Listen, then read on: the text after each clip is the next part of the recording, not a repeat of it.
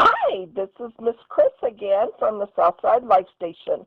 This is quiz number 2, and this quiz is about food safety and how to help prevent getting food poisoning and foodborne illnesses. So we're going to jump right into this, and hopefully you had fun taking the quiz, and maybe you'll learn a little something. Again, this is just for information. As far as we know, it's accurate, but if it isn't, we apologize. Have a great day. God bless. Here we go. Question number 1. How often should you wash your cutting boards, dishes, utensils, and countertops with hot soapy water? You want to wash between each food item. So you do this to prevent food from contaminated other food items. So an example would be you would wash everything before you start, and then you would prepare all your meats, and then after you're done preparing all your meats, you would wash everything, including the countertops and the cutting board. And then after you do that, then you would prepare your vegetables. So, and then as soon as you're done preparing all your vegetables, you would wash everything and wash down your countertops. And then you would prepare any other food items you have and just group them together like that. Like you can do all your meats together, you can do all your vegetables together. You just can't do your meats and vegetables together at the same time. You want to wash in between them. Question number 2. Raw chicken should be rinsed. That is false.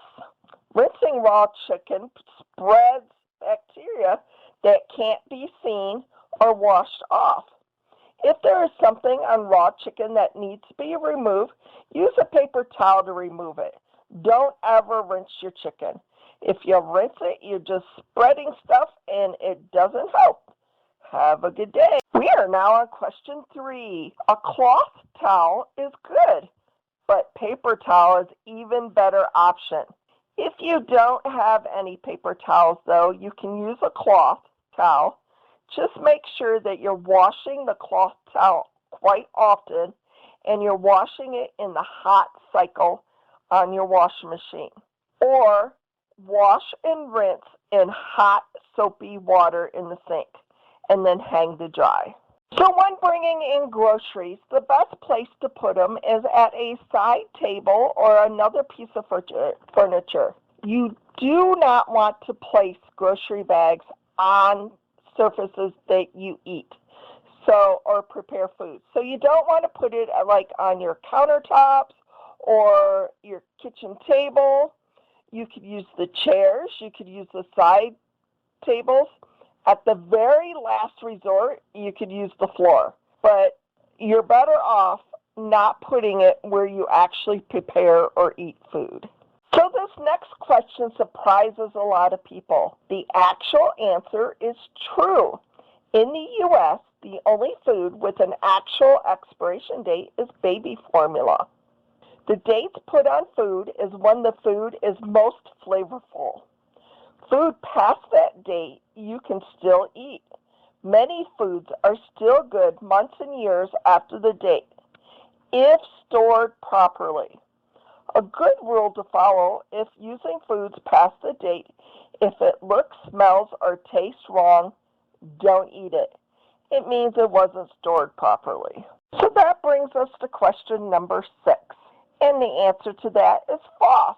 You should wash pots and pans last. Or if they're really bad, you want to wash them totally separately.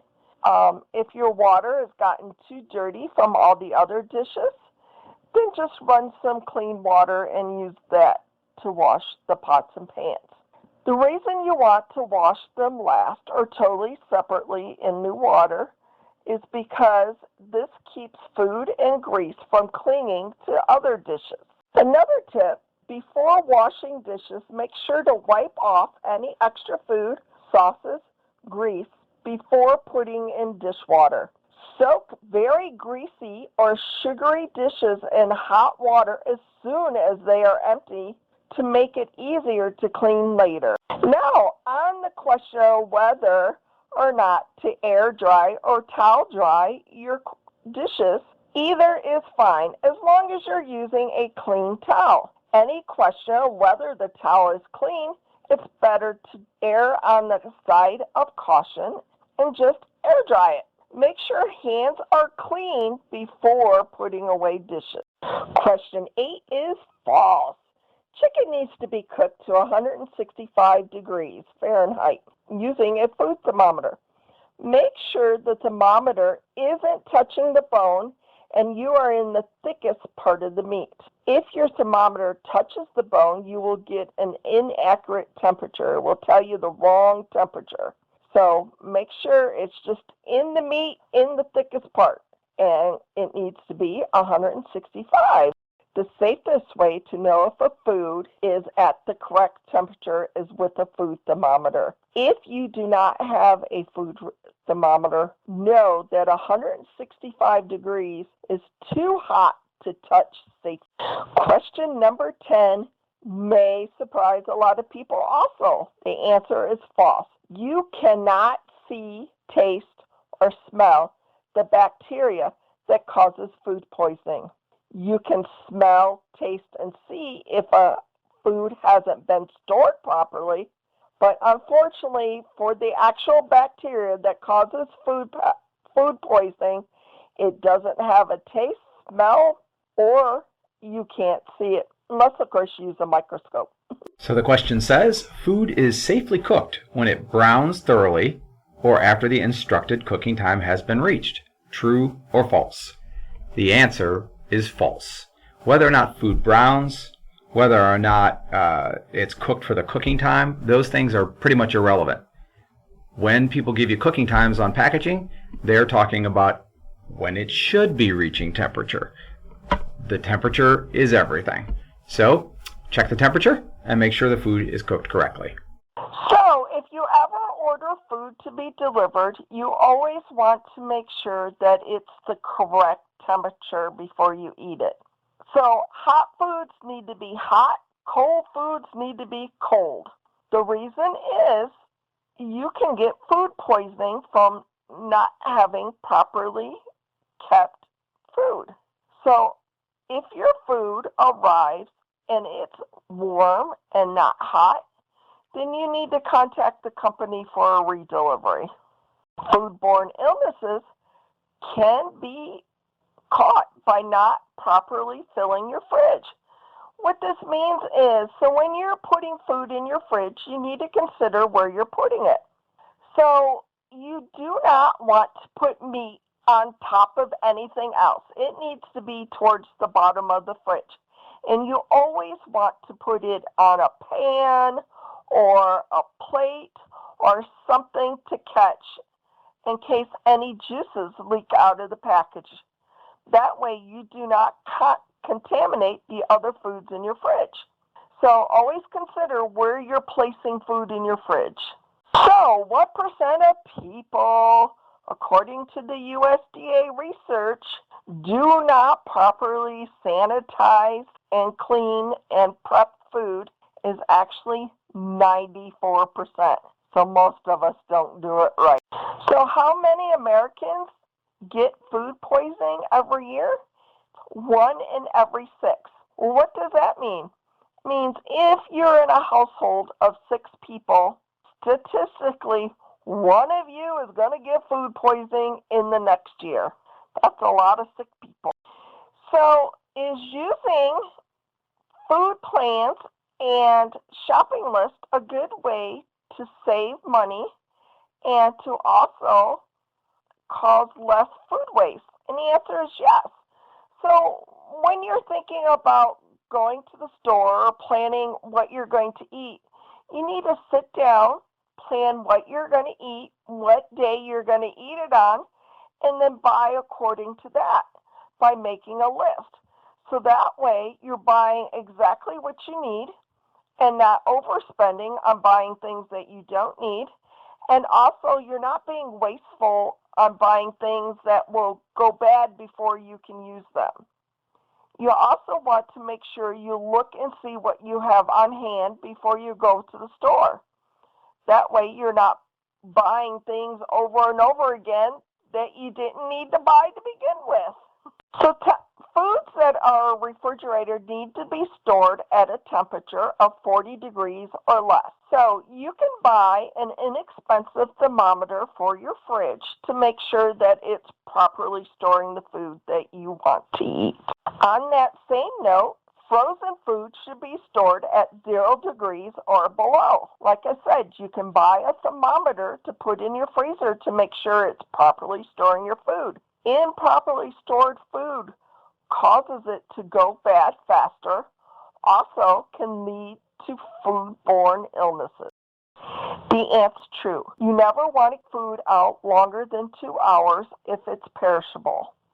And the reason is, if you leave it out longer than that, you risk the food becoming spoiled with bacteria. So unless you're keeping that food hot at the ideal temperature or cold at the cold temperature it needs to be, which is like 165 for the chicken or below 40 for refrigerated foods, you want to make sure you put them away before the 2-hour mark is up. So question 20 is true. You want to rapid thaw meat. The way you do this is by putting it in an ice bath with running water. You don't just want to leave it sitting soaking in ice water. Also, you do not just want to leave it on the counter. The reason why is you're inviting bacteria to grow on that meat as it thaws.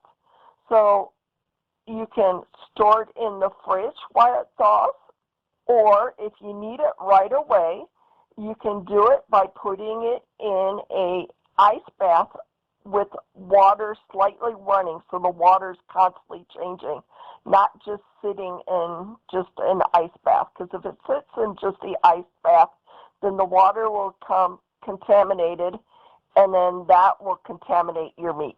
To keep you and your family safe when eating food or preparing food, just follow some simple steps. Always wash your hands before, during, and after prepping food. Always make sure dishes are properly washed and put away, and that counters are always washed and disinfected, especially between each item you're meal prepping. Always make sure when eating food that the hot food's hot and the cold food's cold. And always properly store your food, whether it's in the fridge, in the counter, or in the freezer. Always make sure food is cooked to the proper temperature. You all be safe out there. Just add these few simple steps, and you never know, it may prevent you from getting sick. Y'all have a great day. God bless.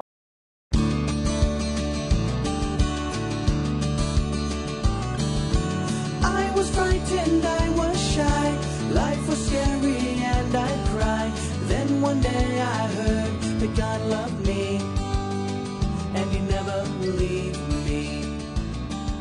My loneliness would turn to tears, but Jesus took away my fears, because one day I heard that God loved me and He never leave me.